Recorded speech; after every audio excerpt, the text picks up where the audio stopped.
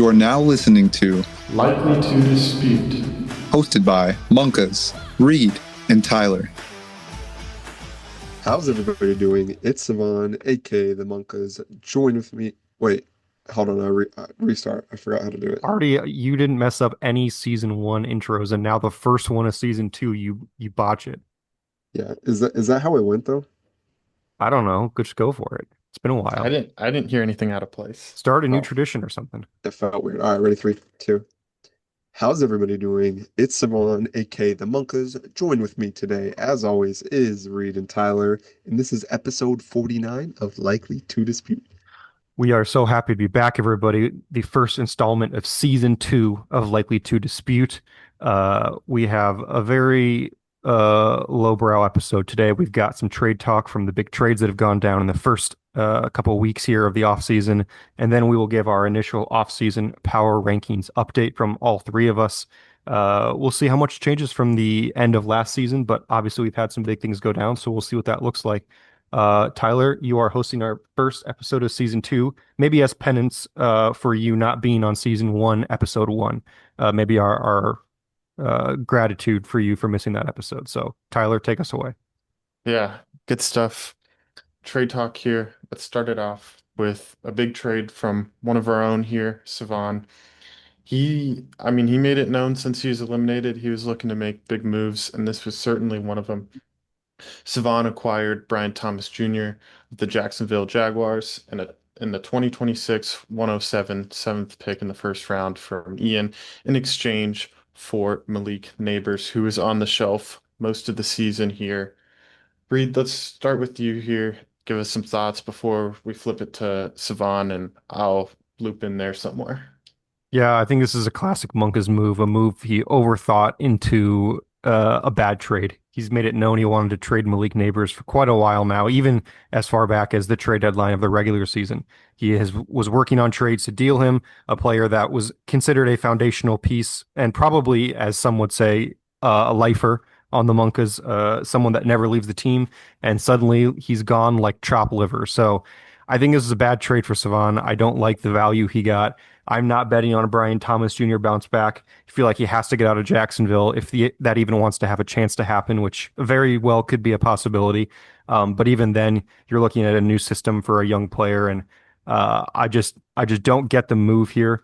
You know, tearing down, I get, but I don't think Brian Thomas is the guy you'd want to tear down to.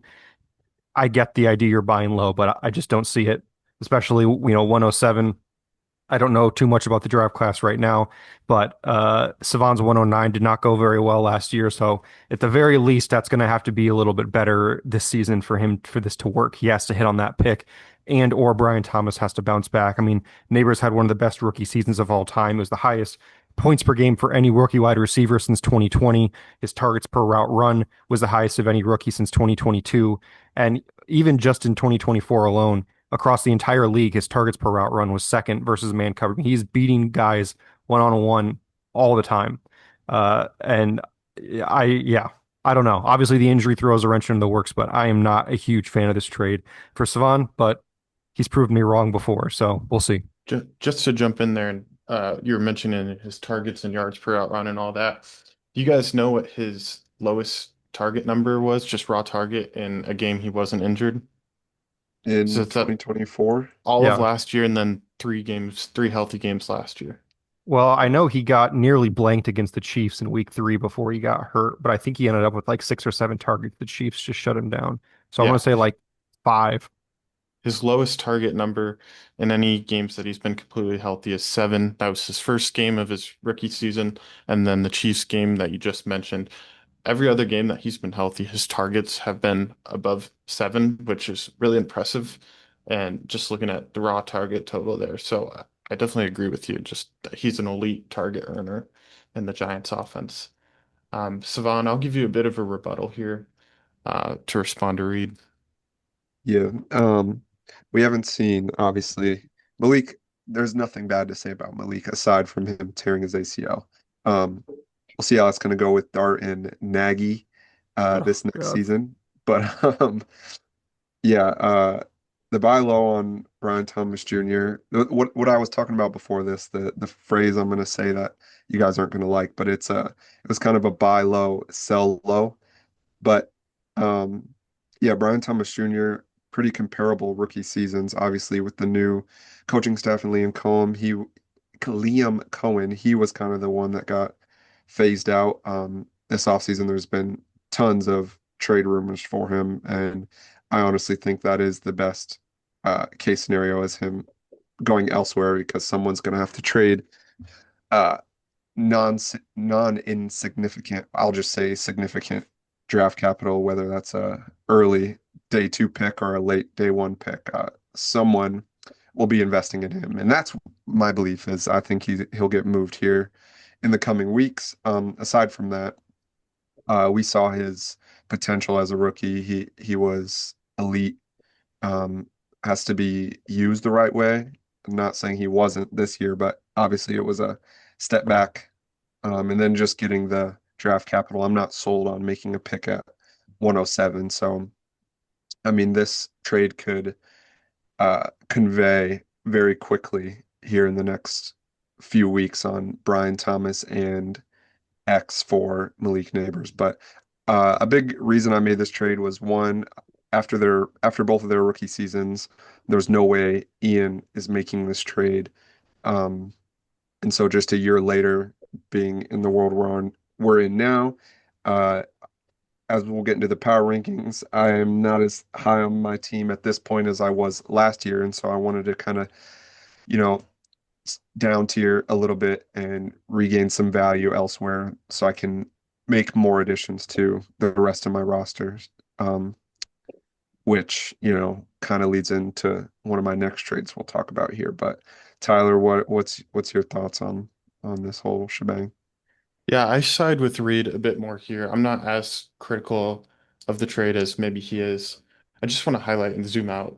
The Jags offense right now, I find so interesting. Probably the offense I'm paying closest attention to right now, in that it does look elite, and it was elite last year. But there's just so many pieces and parts there, and a lot of unknown between Travis Etienne, what's going on with Travis Hunter, Brian Thomas Jr., Jacoby Myers, of course, signed an extension.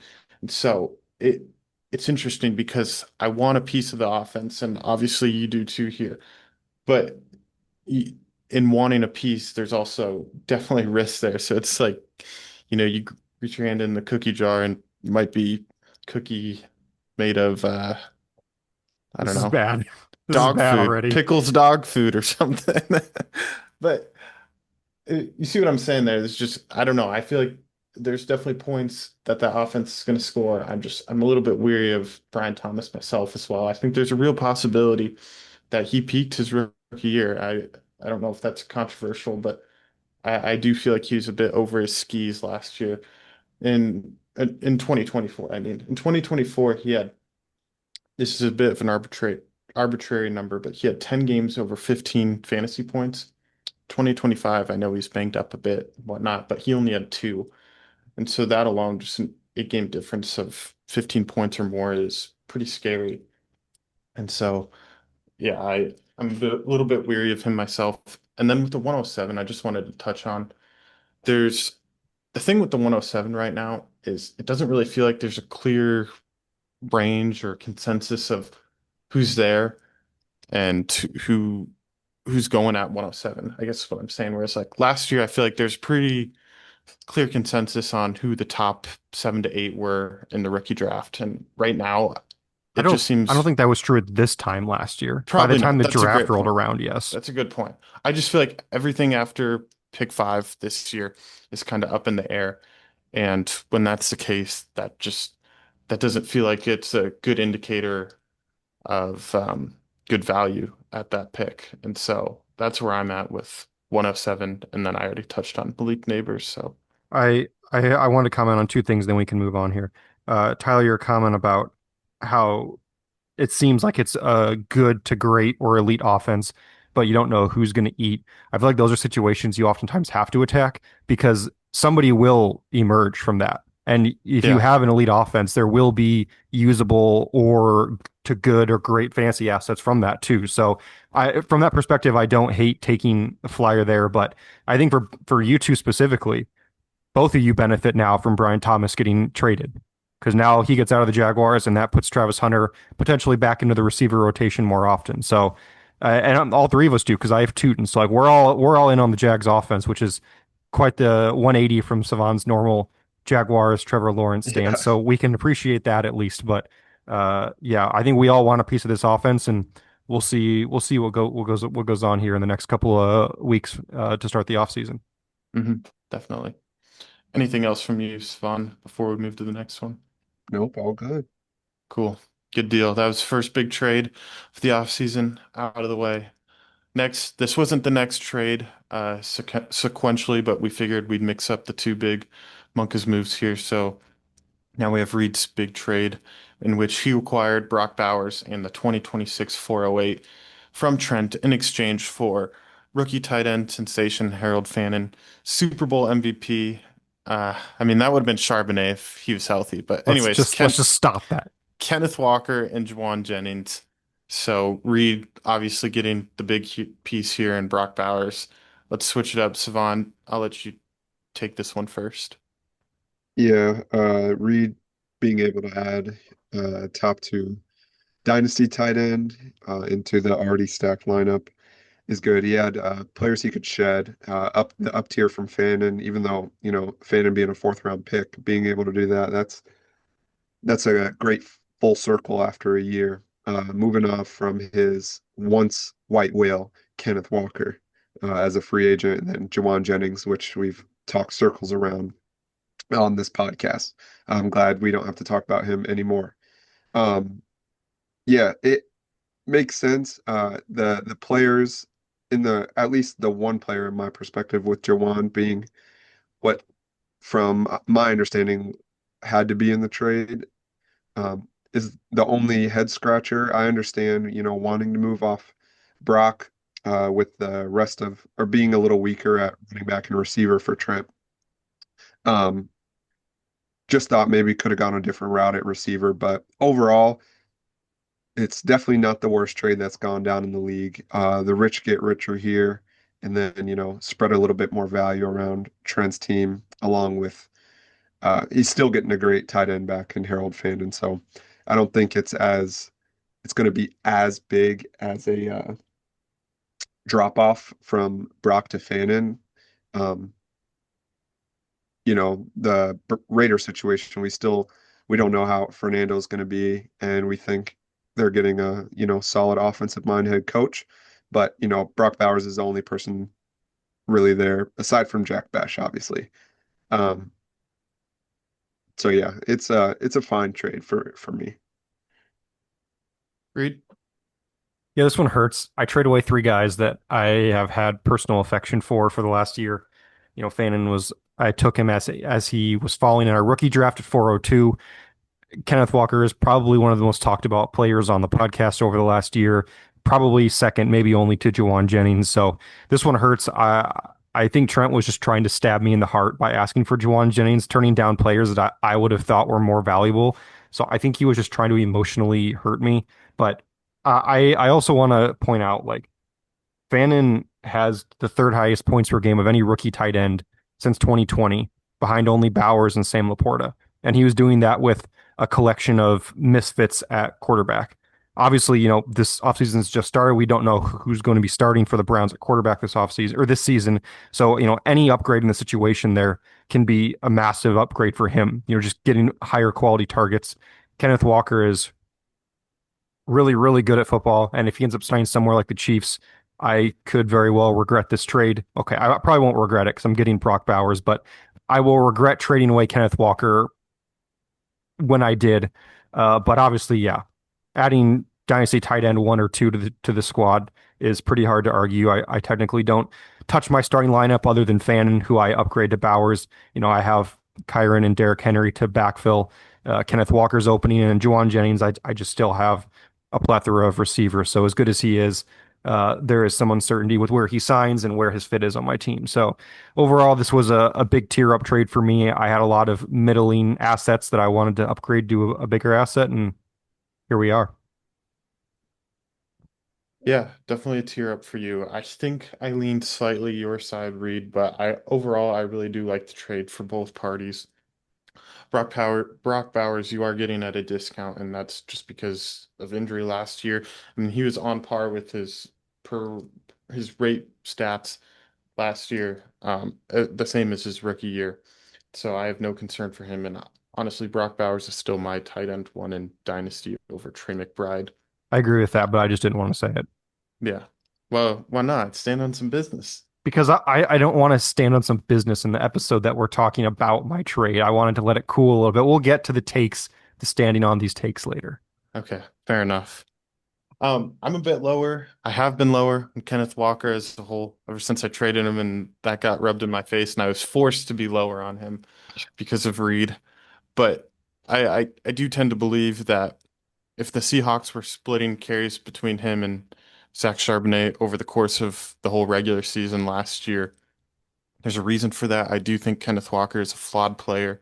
So for Reed to get off him and sell high on an insane playoff run for Kenneth Walker, I think that is pretty savvy.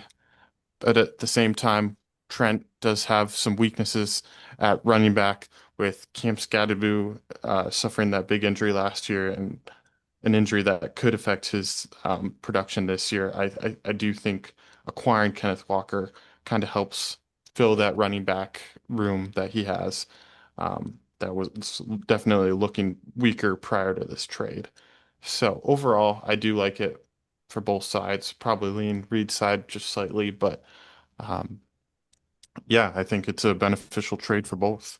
I just want to push back on the Charbonnet stuff. Their plan literally worked perfectly this year.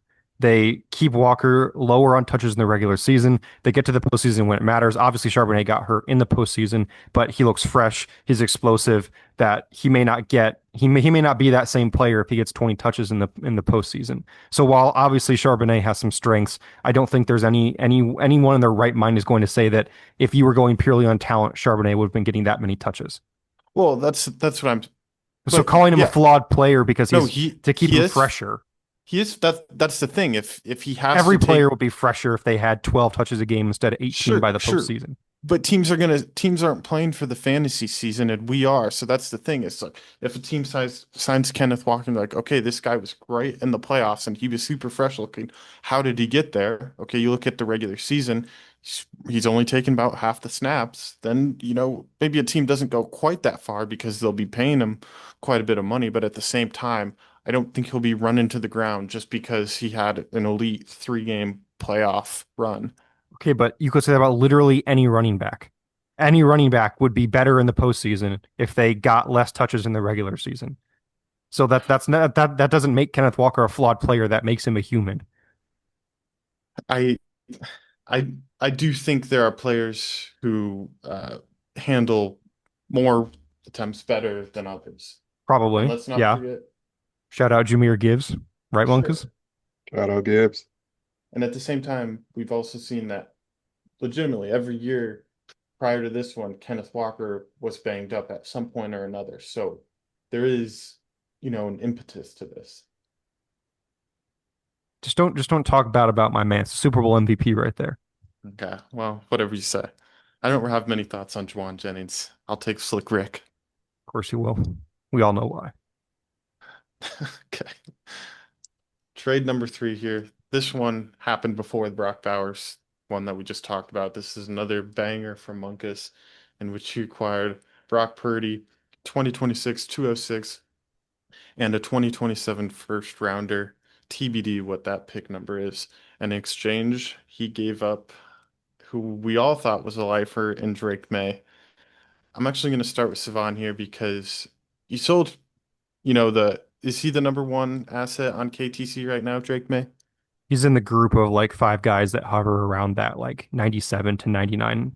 Okay. Well, it feels appropriate for you. We start with you, Cevan, because I mean, this is about as big as they get. Yeah. To answer your question on KTC, Drake May is QB2, but he's the seventh overall player, Okay. around That dropped 94. dramatically He after the Super dipped. Bowl, if I remember Yeah. correctly. Yeah. Yeah, he's the last one in the 9,000s. at 9,400, and then 8 is all the way down at 7,700. But yes, he is in the group of whatever. Anyways, um, yeah, so a big thing, obviously everybody knows I was the biggest Drake May fan. Um, at the end of the day, I'm more interested in competing for championships. Not saying Drake May is what he did is going to be unsustainable. He's a great fantasy quarterback. He's a great fantasy asset to have. With all that being said, small sample size this year, but Brock Purdy played 9 games. Reed, I can admit he has heavily swayed the way I think on a points per game basis. Good. Again, 9 game sample size. So I'm sure like a 14 game sample size would have been a little more projective, but in the 9 games was overall QB3 only being zero point 0.3 points behind Josh Allen, who, you know, we would consider probably Josh Allen and Lamar Jackson to be the uh, 1 and 2 or around 1 and 2. Lamar played 13 games this year. He was all the way down at QB 17. So basically, what I'm saying, and I know Reed agrees with me on this, is Brock Purdy is a very underrated NFL and fantasy quarterback. 22.7 points per game this year. Last year, I don't have the exact number, but 2024, he was QB 11 in points per game, and 2023, he was QB 11 in points per game. So over the last 3 years since he's gotten the job, he is a QB1 on points per game. I already don't have the best quarterback situation, but being able to, uh, I you can call it a down tier in terms of value, in terms of fantasy production. Brock Purdy has been better. You can probably just say they're going to be about the same in the near future. So sorry, I'm dragging this out, but Brock Purdy in a year where the offense was CMC. The receivers, they don't have a true number one, and Jawan Jennings, who they have for a game, Kendrick Bourne and Slick Rick. So I expect them to get better in the pass catcher market. And then 206 mid second, like I said, I'm open to moving that for a player. Um, don't have to make all these picks. They're probably not going to hit anyways. And then the big kicker for me was I know Tyler goes on about the 2027 class, but in my perspective, owning Schrader or Tyler's 2027 first will have immense value in a year from now. And so I'm not moving that pick anytime soon. Going to let that one play out. That was a big part of this trade because in a year from now, if that's the 101 and we're talking, I know this is so far away, but it was in some thinking in this. In the year from now, if we're talking it's the 101 and I have the keys to Jeremiah Smith, that pick's going to be worth Drake May alone. And so uh, I I'm very happy with the trade. I'm not going to lose any production at quarterback, and I pick up a major asset in a year from now that who knows what this trade will end up being. So I'm happy. Reed, do you mind if I hop in here? Go for it. When I look at this trade, it kind of makes me feel like, Monkas, you're trying to have your cake and eat it too. And when I say that, I mean you have a quarterback here who's, plenty good, Brock Purdy, but you're also acquiring draft picks. And so it's just a weird limbo where I feel like you have a good enough team where if you're selling Drake May, you could acquire NFL pieces that have been productive right now. And I know this is rich coming from me, who's traded his whole team for draft picks, yada yada. That's fine, but that's how I see this trade right now. It's just I don't know if it works out that perfectly. I mean, Drake May is a better fantasy and real life quarterback than Brock Purdy, even though I do like Brock Purdy myself. I just I don't I think you are threading the needle here, trying to get close to the same quarterback production while also acquiring draft picks. Can I ask But what go ahead. makes Drake May a better fantasy quarterback than Brock Purdy? Having Scoring never more scored points. more. Okay, yeah. No. I was also gonna say that I don't mind you selling Drake May, but I also am a bit curious on the timing. It feels like, right after the Super Bowl, his value is perceived a little bit lower than it was maybe 2 weeks prior to the Super Bowl. And I wonder if, through the offseason, if and when the Patriots add to their offense, if that does end up inflating May's value again, as people get more excited to see him with, maybe AJ Brown, Wandale, whoever it may be. And so I just wonder if I don't there's think Wandale would pump up his value that much. that's fair. But I just wonder if there's a different point in the offseason where you could have, squeezed out a little bit more value. Maybe not. That's just one of the thoughts I had written down. And then I just want to touch on Schrader's side real quick. I think this gives him a top 3 quarterback room, does it not, between Drake May and Jackson Dart? Almost surely. Yeah. Yeah. So don't mind that for him at all. Overall, I know it's a little bit critical of you there, Cevan, but overall, I don't mind it for both sides. Reed? Yeah, I feel very similarly to Cevan. I think this was a really solid trade for him. I will also take credit for telling him to sell high on Drake May, whether he admits it or not. I hammered that all postseason, all NFL postseason, post fantasy season ending, that I think he was a big sell high. I agree with his sentiment that Purdy is frankly not that much of a drop off. Probably going to see an increase in the quality of his weapons going into the season healthy. May ran really pure on a lot of statistics, like touchdown rate this year, interceptions. So I definitely, I don't think it's that outstretched to say that Purdy outscores May next year. Like, I think you're looking at, like, in my confidence level that May outscores Purdy next year is like 55 or 60%. So to take a player who's only marginally worse while also getting a mid-second round pick and a potentially high first round pick the following year, I think this is a smash trade for Monkas. But at the same time, I also don't hate it for Schrader. He's got some picks, not as many as the other tanking team in the league, but he has some picks up tiers at quarterback to a 22-year-old fantasy stud who should be good for another decade plus if he wants him. So 23, sorry. 23. So Will I be don't really 24. have. Sorry. He'll be 24 at the start of next season. Okay. I don't have any qualms with this trade on either side, really. I think this was a solid trade that benefits both sides. And I like a blockbuster that Monkas did. So that's a marker on the calendar moment. Yeah. I think a big thing for him was, I mean, like we said, Dart in May, he already has 101. So if he chooses to make that pick, then he's already got a cornerstone running back. And he's really not that far away, depending on, moves. But if that's all we have from here, I know we don't have it on it, but I did make another trade. Pretty irrelevant. Late second, I had 209. Sorry, I have one more thing I want to Sorry, say. yes. We were talking about like fantasy, what's the difference between Brock Purdy and Drake May in terms of fantasy. I do want to say one thing we didn't mention is Drake May is a better rushing quarterback than Brock Purdy. Purdy has more rushing upside than people give him credit for, I think, though. True, I also do agree with that. May, I think the Patriots almost see May as too valuable to run as a designed rusher more often than not. That's fair, but just looking at, raw rushing yards over their careers, Brock Purdy's best year, he had 323 rushing yards, 5 rushing touchdowns, and last year Drake May had 450 rushing yards, 4 rushing touchdowns. So in my mind, Drake May's just got a bit more rushing upside, which can go a long way in fantasy. And that's just, we didn't mention that. So I don't want people thinking, we have Drake May and Brock Purdy as 1A and 1B of dynasty quarterbacks or whatever. Well, No. I'll say this, though. Last year, Brock Purdy added 4.2 points per game on the ground with his rushing only and 3.6 this season. Last season, Drake May was at 4.5 and this season at 4.1. So I don't think it's really that big of a gap.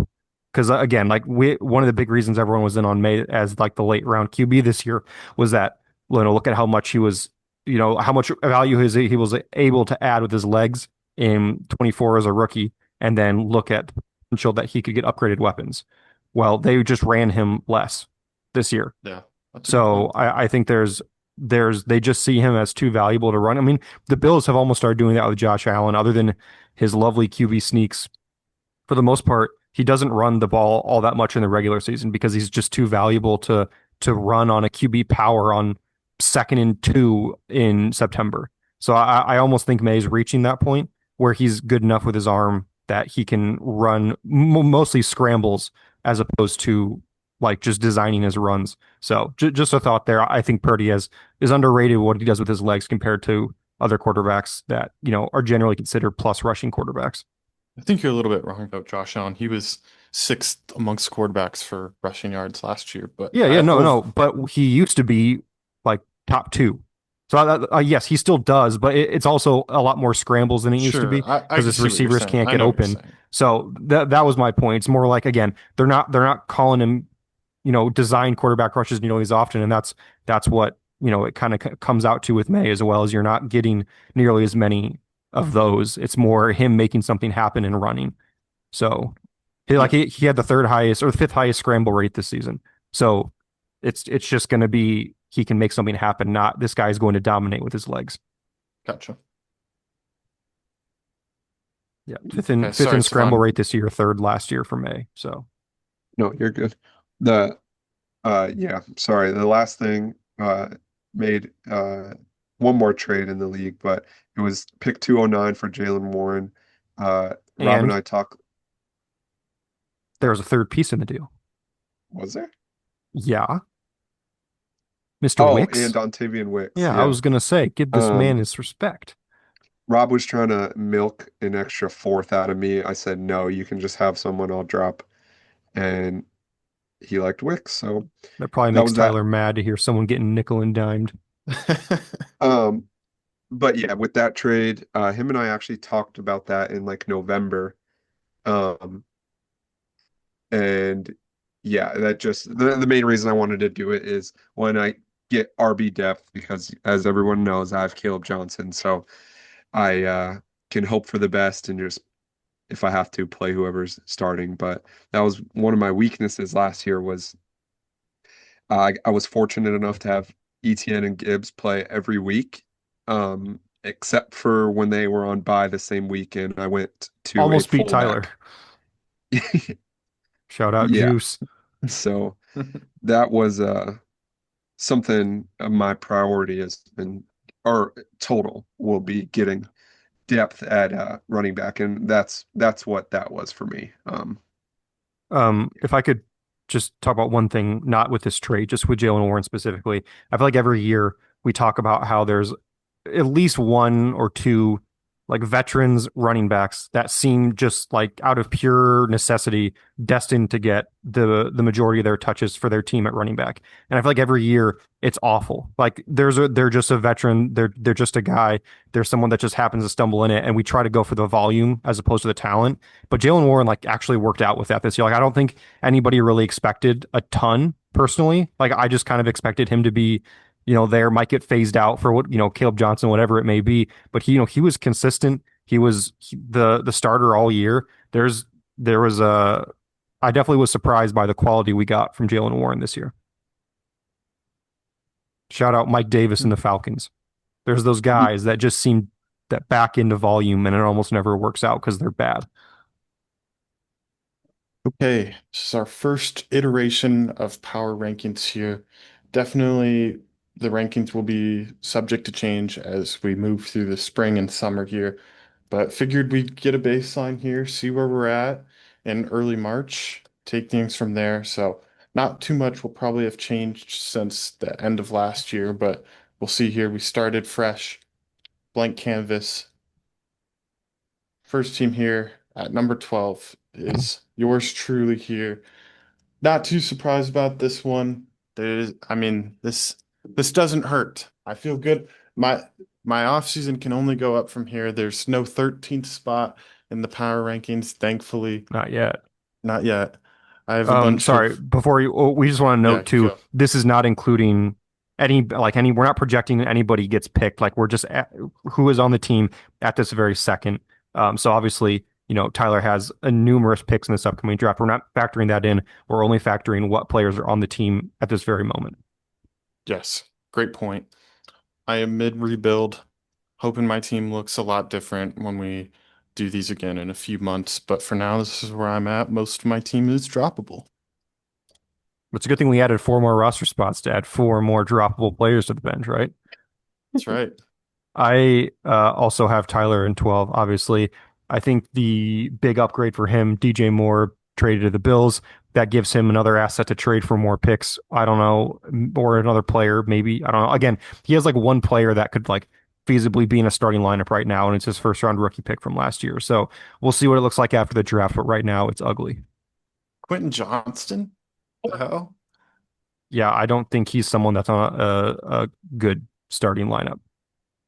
That's You could start disrespect. him. You could start him, but you don't want to. Okay. Yeah, You could for also me, start Traylon Burks. You don't want to though. Sorry. Go ahead, Savon. it was, I mean, yeah, like Tyler said, he's not offended. The whole league would have you here. It's only up from here. Jawar Jordan's in the starting lineup. It's just for me, there's not one player you can hang your hat on, and that's unfortunate. But you do have Tyson Bagent, so maybe some value coming your way here shortly. Uh, but yeah. Yep.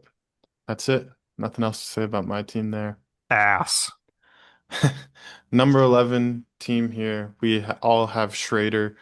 Why don't one of you take this one first? Savon, go ahead. Yeah, elite quarterback duo.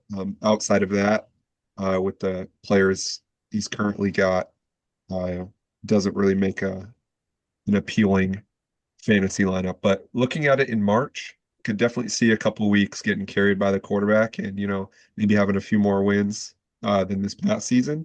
But until running back, receiver, and tight end get fixed, uh, it's going to be down towards the bottom.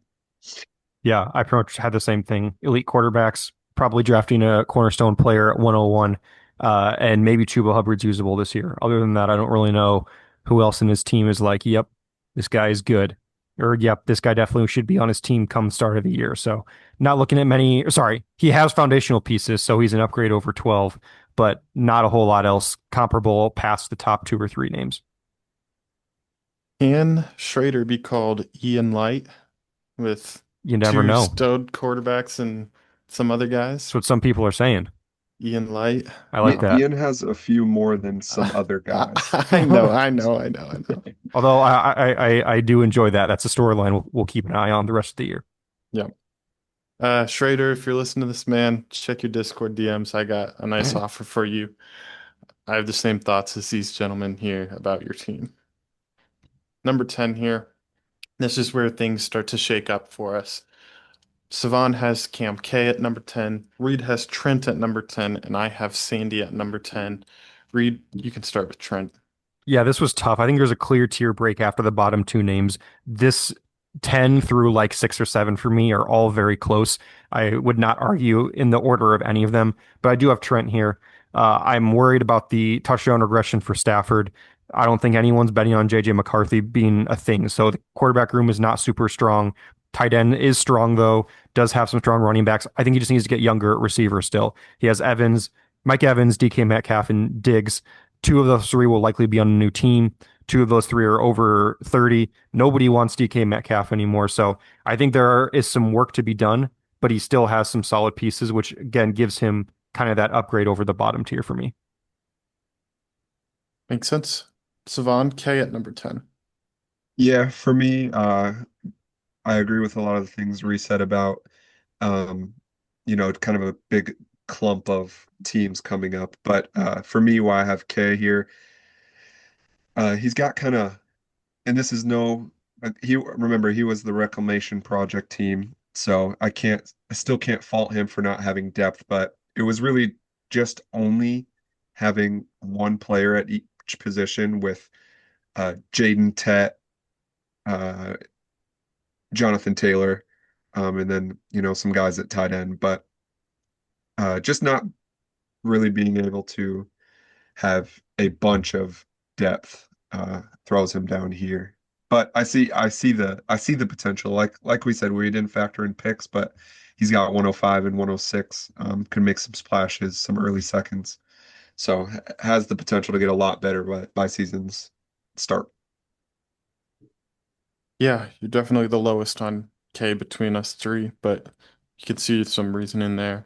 I had Sandy at number 10, and Savannah Reed told me I was sleeping on Sandy. who's made the semifinals each of the last 2 years. And you know what? I'll stay sleeping respectfully. His team's just getting, I mean, everyone's team's getting old. I was about to say his team's just getting old, Everybody's team but is older than it was a couple of months ago. yeah, exactly. But in the context of Sandy's team, I mean, AJ Brown, we may have seen the best days of already. Keenan Allen, of course, Jared Goff. And so I look at Sandy's team and I don't see, younger talent coming up to supplant the stars he already has on his team. And I don't love any of the pieces outside of the big names here. So maybe a little bit disrespectful here, considering, like I said, he did make the semifinals both the last 2 years and has the league best all-time record. But this is predictive thinking, and that's where I'm at with him right now. Of everything you just said, you didn't mention Bajan, who can carry anyone on any given Can week. he? Yes. He's only one man. Yes. Besides, Well, Tyler's invested in his former backup anyway, so Tyler's a hater. that's fair. I But mean, look at the team map. Like I'm gonna do the thing is like, don't count the good stuff and look at all the bad stuff. But yeah, but I mean, Savan, Bajan plus. save it. You're going to talk about Sandy here soon. Okay. Yeah. Well, that's not fine. soon. I'm not sleeping, but Well, you'll talk about him in the next couple minutes. Just like you look at, like you could see where Matthew Golden and Keon Coleman were supposed to kind of be the next wave of receivers on his team. And I'm not saying that neither of them can't be anything, but I just obviously there's some major red flags with both of them. So I have Sandy at 10. Maybe that's hating a bit too much. I don't know. We'll see where you guys have him. Number 9 here. Cevan and I both have Trent, so one spot ahead of Reed with Trent, and then Reed has Cam Thorne at the 9 spot here. Let's wrap up talking about Trent here. Savannah, any other thoughts than what Reed gave a second ago on Trent? I don't even remember what Reed said. He's talking about So Stafford. Thanks for gotcha. thanks for staying locked in while I was It was talking. a long time ago. No, yeah, obviously I was the big representative of JJ McCarthy last year. Kid's toast, but I still do think he has a solid enough quarterback duo. And then uh Barkley should have I mean, he was still good, and I mean, I think that you can only get better, but he's got a solid starting lineup, honestly. It's just it kind of lacks ceiling.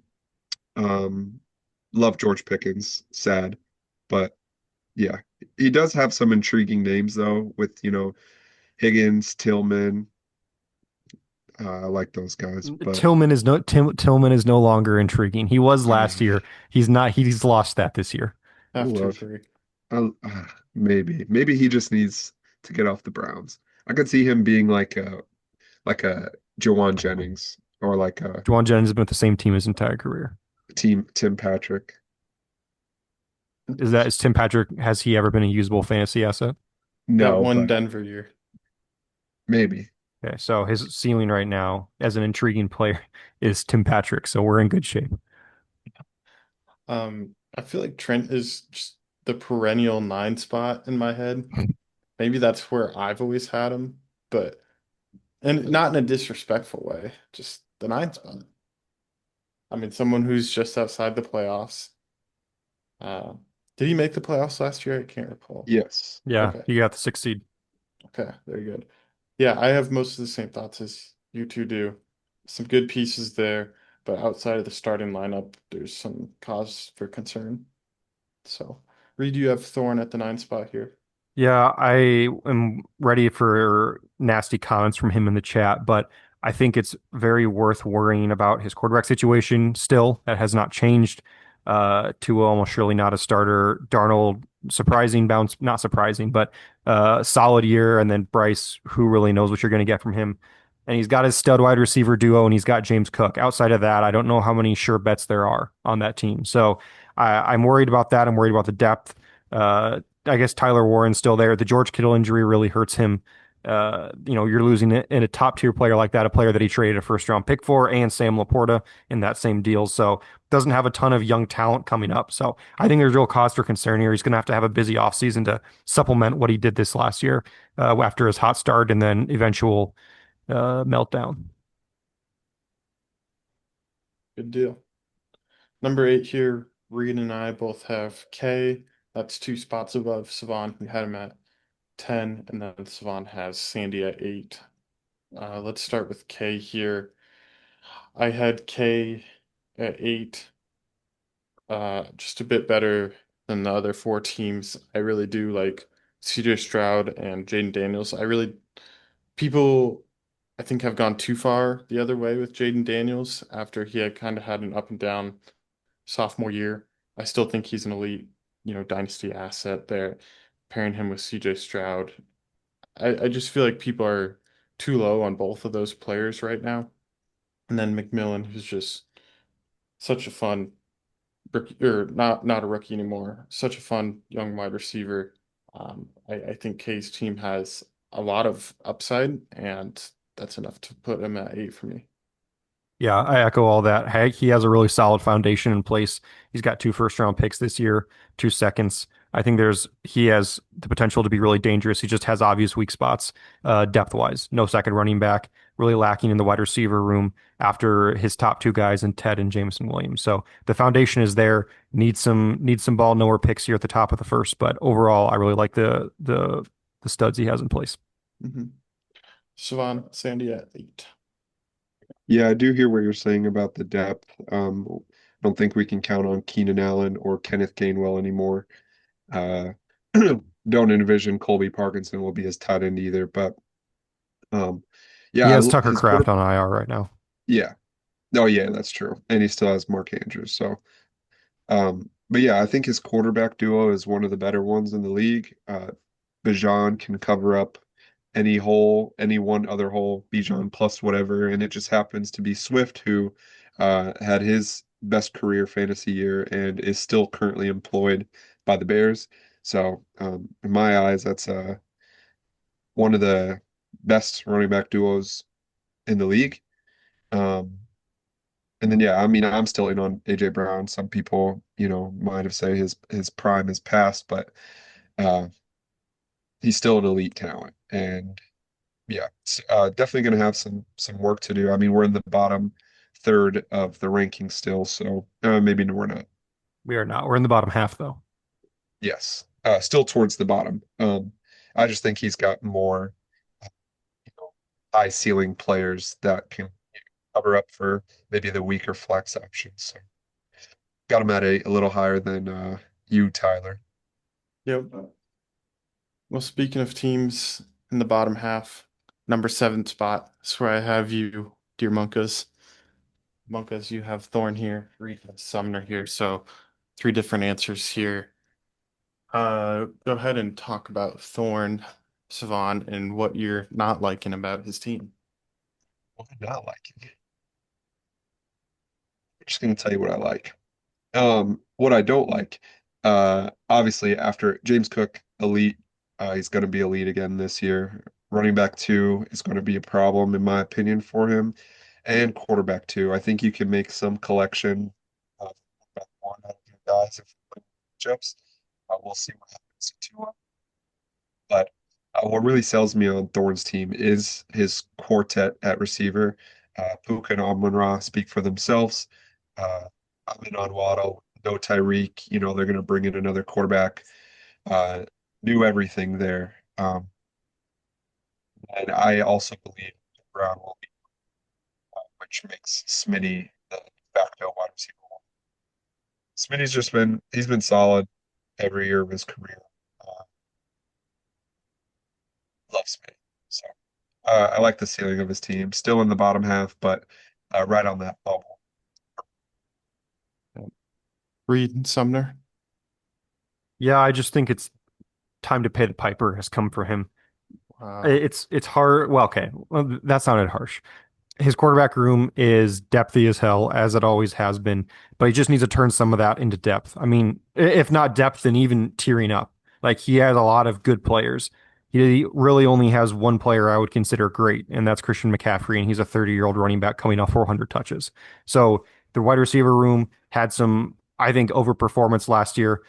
Tyreek's knee is now gone. Who knows what you're going to get from him? So I think there's a lot of depth here, as always with him, but I just don't know how often that continues to play. I think he needs to make some moves. I think he needs to do some tearing up. He still has two firsts and a second this year, so there's a world where Sumner's sitting much higher than this come season time, but. Still, I'm kind of in the same spot where I don't necessarily think last year making the championship means he should be, a top two team or a top three team. That makes sense. Savan, I had you at 7 because your team just screams high variance to me between Jonathan Brooks, Rome, Xavier Why is Worthy. Jonathan Brooks the Hold first on, name? hold on. Xavier Worthy, Marvin You're just Harrison, listing his entire roster. We get it. Brian Thomas Jr., and Malik Willis, just to name a few.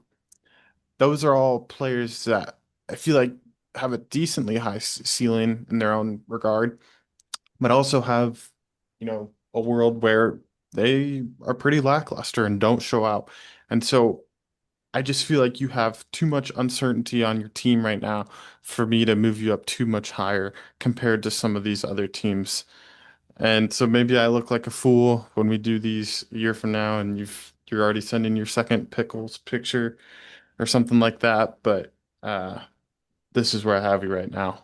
I think we give Savant too much credit for being able to pull a rabbit out of his hat. I mean, if your team's bad, your team's bad. I don't know why we're like, oh, the 7 team in the power rankings. He could definitely be sending a championship picture this time next year. It's like, what are we doing? No, but I'm saying because like I all those players I just listed, I do think there's a range of outcomes where they're absolutely elite and like I said in their own regard. So I'm saying maybe I'm wrong on where I land here with some of those players, but a lot of them I have a little bit more doubt than I do belief in right now. So, That's fair. I'll get to me later. all right. Number 6 here. This is where we It's start to later. talk. Yeah, Cevan, you have yourself at 6, so I don't feel too bad for hating. Reed, you have Sandy, and then I have Thorne at 6. So go ahead, Cevan. Yeah, no, I hear you out. I feel the same way. I would probably argue that my team has the most variance amongst all 12 in the league, uh, according to, or not according to, but when you take into account like the wide range of outcomes for each individual player. I only have a few people on my team that you know what you're getting, guys like, Higgins, Gibbs, and Purdy. Everyone else, like Tyler said, you can see the path where they're elite, and you can also see the path where they uh, lose a ton of value throughout the season. So,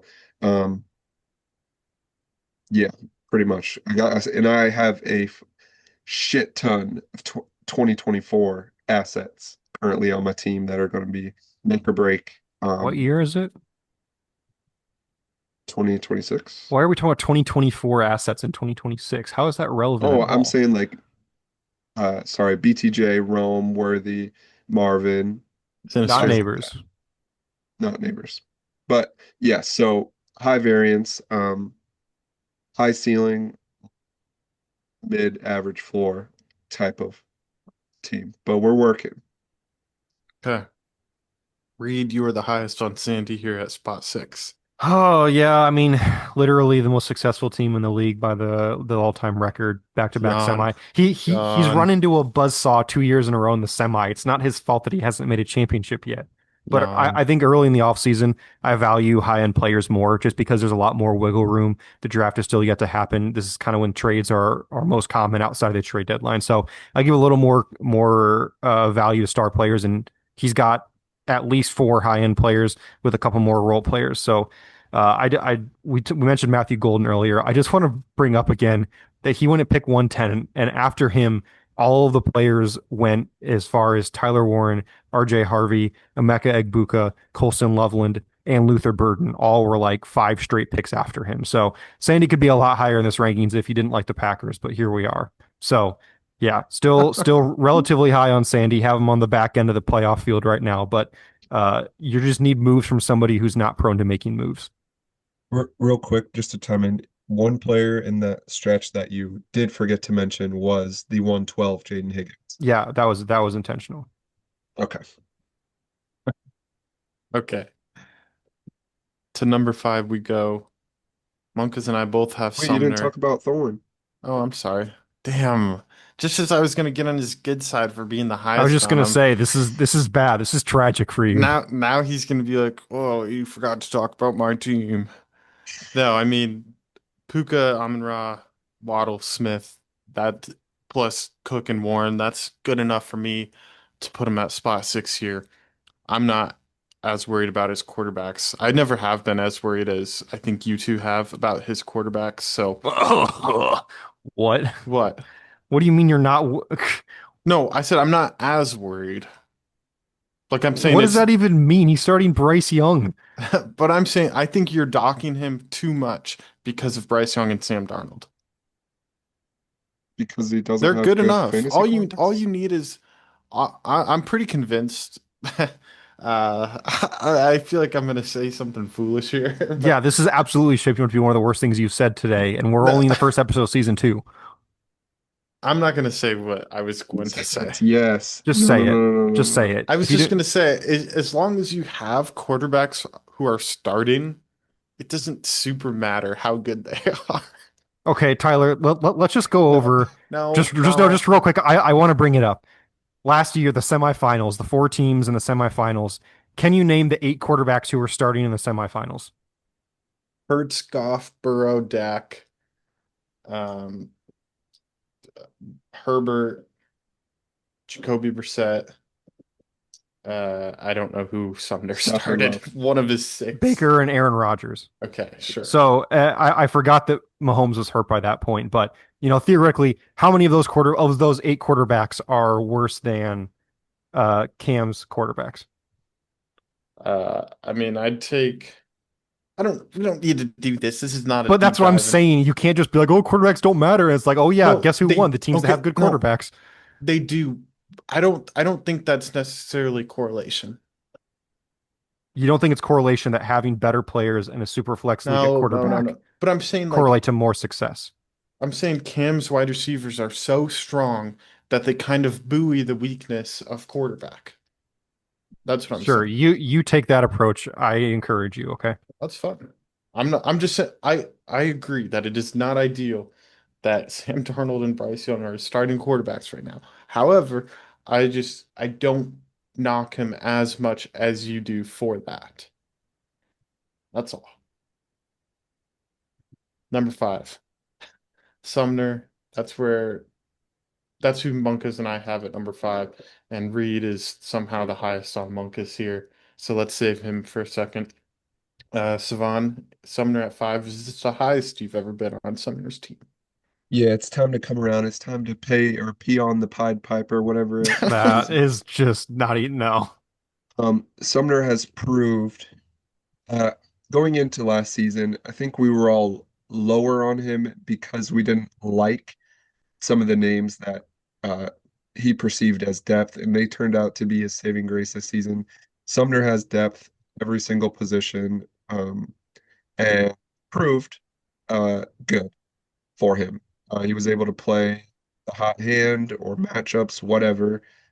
Receiver has just always been his big weakness, but each year he's been able to, or at least this past year, not the first year, but this year he was able to figure out a recipe for receiver, and he's got high ceiling guys with McCaffrey, and then I think the best move he made was trading that second right before the season for Javante, and he found a rock solid RB2, somehow an RB2 because he's got Christian McCaffrey. So uh, he's got a lot of assets to get really good real soon. We'll see what he does with it, but I'm liking the future for Sumner. Sorry, I'm liking the present for Sumner. I don't like the future too much. We've been Yeah, saying I'm that right for there. 2 years now, though, and it's now the future, and you still have him at number 5. So maybe the future is still good. Yeah. I'm right there with you, Savon. I do really like his team. And I think he has enough assets here where he could do just a bit of tweaking. And, with the right moves, I would definitely consider him a top three team. But just outside of that, right now, Alec Pierce looks lined up for a big payday, and Kyler Murray getting a change of scenery should be a good thing for him as well. So, I mean, depth, as you said, is kind of his bread and butter right now. But we've seen how that played out over a whole fantasy season. It worked really well. So I really like his team right now. I think he's in a good spot to make a playoff run next year as well. Real quick before you go, Reed, I want to make one point about first. Hindsight, it's hindsight. The full trade hasn't conveyed, but he ended up trading Colston Loveland for Alec Pierce in a 26th third. Now, I don't know where I'm going with this, but being able to acquire Alec Pierce, he is going to be for some team. Same Monkas, scenario. your mic Yeah, is cutting out. Can you just like unplug it and plug it back in or something? He's talking about Alec Pierce. Dirty Monk. Dirty Yeah, Monk. we No, you're gotcha. good. Okay, sorry. Yeah, I was talking about Alec Pierce. I don't know what you heard, but We heard most of it. It was just the end after you said something else. you heard the part where Alec Pierce for Loveland, what ended Yes. up being what it was. Okay, Hmm. yeah. This isn't a Loveland thing, but being able to, at the time trade a pick and have that turn into a future wide receiver one for an NFL team, um, that looks like it's going to work out for him, but sucks that he missed on Loveland. But it's not about Loveland. It's about Alec Right. I'm Pierce. sure we'll talk about him shortly. Yes. Let's get to number 4 Oh here. no, let's talk about Monkas. I'm sorry. I'm sorry. I did it again. Damn it. Reed, you're the highest on Savant here. Yeah, I still, as I mentioned with Sandy, I give a little more value to high end players, and Swandale still does have some high end players. As always, still has a lot of high variance players, but I think most importantly at this point, like he can put a starting lineup out there that's like respectable. And I think Okay. there were times last year that he couldn't do that because of injuries, and I also think there are other teams below him that put out a less respectable starting lineup. So while there is, as always, a lot of variance with his team, I do see the upside. I liked the tier down. It would look a little bit prettier if he had Malik Neighbors in there, but still has some picks that he has to hit on before this is all said and done. Can I Or ask? trade. Go ahead. Nope, just gonna say or trade. Okay. I've made it clear. Um, if anybody's listening to this, come get some picks from the Monkas. I'm open for business. Uh, Come to me, I'll give you a better price and have more of them. Can I ask you, Reed, who are the high-end players on Savant's team? I'm just curious what you define as high-end Well, players. obviously Gibbs is a high end player. First off, I consider T. Higgins a high end player because you're Hmm. presumably getting a fully healthy year of Joe Burrow. Frankly, I consider Brock Purdy a high end player. So there's three guys right there. But then I think you also have four or five guys that could be not elite players, but good to great players that could get up to that tier. ETN obviously being one of them, depending on where he signs. Brian Thomas has been there. It feels like forever ago, but while I still don't like the last trade he made, it's possible. So I think there's room to grow, but I think there's a respectable starting lineup in there. Okay, very good. Let's kick things into gear here. Talk about the number 4 teams here. You two had Ian. I had Swirly. This top half of the ranking, or Not top surprising you didn't have top Ian fourth as of the rankings, top fourth. third of the rankings is gonna be pretty similar. Yeah, okay, whatever. Uh, Ian, you guys had at 4. Where, who was that directed at? One of you two. Okay, I'll go first. Yeah, team is basically similar as it has been. He adds a high-end player in Malik Neighbors. Quarterbacks are really good. Running back depth is interesting. Uh, he's basically in the same spot he was last year with just a little bit less confidence in the supporting pieces around the quarterbacks. Hence why he's down at 4, but a huge tier break, like gap, multiple gaps between Ian and 5 for me. So Yeah. very good team. Clear break from 5, but less confidence in the supporting pieces. Any varying thoughts from you there, Savan? I don't know, maybe. I agree with the tier. I think these last four teams are one tier. They can be in any order. Um, yeah, starting lineup's great. depth a little bit lacking. Probably just, another flex or two piece away from being considered, one, but great at every position, maybe outside of tight end. I was gonna But say he needs a tight end, and he only has two picks over the next 2 years, and none of them are this year. So he's kind yeah, of strapped for ways to upgrade. So yeah, we'll see what it he looks like. he can make moves. He will make moves. We'll just move on to Swirly. Yeah, I think the only reason I have Swirly at the 4 spot is he has a few players I know I'm a little bit lower than consensus on, and so that's just where he's stacked up. Him and Ian's team are very close for me, so I don't have any problem with, if you want to put Ian there and Swirly at a different spot. So Did you number consider the acquisition of Lan Larison on the roster? no, I did not consider land layers. See, that's why he's higher for me. Why? Okay, I did not see land layers and was even rostered. He is. Okay, very good. Number 3 here, we have 3 different names. Honestly, a little bit surprising here. Ian, I'll just touch on real quick. I do really like his team, and I feel a little bit better about the supporting pieces than maybe the other two do. I mean, we Reed, have him at 4, so it's not like we have him that I low. know. No, I know. It's just if we're splitting hairs. You have Swirly at 3. Any compelling reasons? Yeah, I like the depth a little bit better than Ian. Hmm. And I think he has it's kind of unbelievable that he hasn't made the playoffs in the first 2 years because his team was really, really good. In the first year was kind of whatever, but definitely last year, like it's genuinely shocking that he did not make the playoffs. So level and breakout is huge.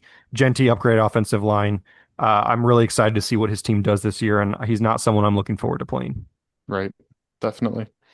I'd say this one's a little bit surprising. Savon, you have Rob at 3. Why are you hating Rob's team? Not hitting Rob's team. Like I said, these top four teams can all be ranked number one depending on perspective. His team's great. Yeah, he's got depth at every position outside of quarterback. Um, Hopefully Mahomes is ready for week one, He or will be. hopefully he is. I will But yeah, bet you the buy-in that he's ready for week one. but then we've got, depth with Monunga and Devontae Adams just sitting on the bench. Jacoby Myers actually was a pleasant surprise. Making After that you were hating trade, on him when that trade happened, if I remember correctly. which I believe everyone was. I was not. Either way, that worked out great. Not at the time because he was on the Raiders at the beginning of the season, if you don't remember that. And I then it do. wasn't till the back half. That he kind of found his footing. But yeah, interested to see where Brees goes this offseason. That could have a Yeah, real he already got tagged, didn't he? Oh yeah, he Yes. did. So yeah, well that sucks. But nonetheless, elite talent all over outside of the McConkey Meister, wide receiver 3 this year actually. But Shout out um, Tyler. yeah, That's right. Okay, let's move to our top 2 here. We have 3 different names here. Savon has Swirly, Reed has Rob, and I have Reed. Reed, any other thoughts on Rob's team here? Yeah, I think there's clear regression potential for Trey McBride this year. A lot of weird things happened that contributed to his fantasy value last season that I'm not expecting to happen this year. But overall, the team is loaded. I think his depth is really good. I think he's still missing the second and third receiver spot that I felt a lot more confident last year that he currently has Ladd and Jacoby Myers in. I feel a lot less confident there, which is why I have him just below my number one team. But I really wait, like the squad. He's going to be dangerous once again. you said below his second and third What did I say? receiver? Like I his think. top two receivers are really, really good, Okay, yeah. but I have less confidence in his wide receiver 3 and 4 that he has as flex Yeah, options right now. gotcha. Savon, you have Swirly as the number 2 team here. Yeah, great team. Quarterback 3 is really his only weakness, in my opinion. Colson, Loveland, Caleb stack. That's awesome. Um, Depth at receiver. Love his running backs. Only question is with Devon Achane or Achan. From everything I've seen, is it looks like they're going to move him, and even if they don't, he was to all of our knowledge, at least a Mike McDaniel / Tua Merchant. So I'd wonder if what his role looks like in a non-Mike McDaniel / Dolphins offense or on a new team in general. So I think he's that's just really, really good at football. yeah, I agree there was some cheesing going on there with the PPR stuff, but I yes. think he's just really good at football too. I also agree. It's just he's really the only question mark in the starting lineup on presumed role on 2026. But even then, like you're saying, he's great at football. So no question marks about him. That's just the only question mark in general. Yeah. Reed, I had your team at number 2, and I know I don't know if you respect that or not. I No, think if you had me any lower than 2, I'd probably flame you, but I totally respect not having me at 1. that's big of you. I'm just I'm trying to slow my roll on Luther Burden right now. Maybe the most hyped up player right now in the offseason, You're talking especially. about his wide receiver 5. Yeah, come on, man. What? Well, how It about depends his if wide you count receiver? Rasheed. I was gonna say, how about his wide receiver 4 who can't stop breaking the law? Okay, well, Oh yeah, my bad, my bad. sometimes you need a couple of those dudes. No, I mean it's really close between you and Rob for me. I sided with Rob's team. Maybe that's wrong, but I don't know. You could flip it and I wouldn't care. So number 1 here, you each have Reed, and then yes, this is where I have Rob's team. Not too much else to add. Like Cevan said, some of these top teams, it's just kind of personal preference. Yeah, So I don't have anything else to add on my team. My team's really good. I have depth. I have high-end players. Anthony Richardson's going to be back next year, so shout out the reigning champion. yeah. Yeah, Cevan? yeah. The only thing to add on your team is hopefully he's starting somewhere because this is Dak's year to No, we're not doing that. get injured. We're not doing that. We don't have to do it. They do it themselves. So if you don't know, Burrow and Dak alternate years, which they missed the majority of seasons. This is now Dak's year. So we're praying and hoping that Anthony Richardson gets a starting job. Do you consider that if they both go off, I just go back to back? Uh, no, because that's not happening. That's fair. Okay, that's all we have. We're running out of Zoom time. Thank you all for listening. We will see you guys next week.